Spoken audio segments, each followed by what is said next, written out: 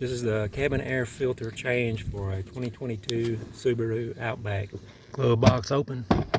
Pop that little actuator off. And we'll take both sides and we'll pull this out. As we can see, the hooks fit on these. This is what they look like. They got a little slot.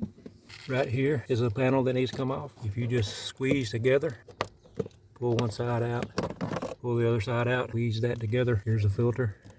Extremely dirty. This is a pure aroma cabin air filter. Here's the size. Here's the model number. I'll leave a link in the description. New filter.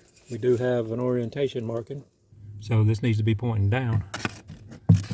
Slide it up in there. It just snaps in place. Gonna hook this back on. Push it up. Hook that little arm up. Close it up.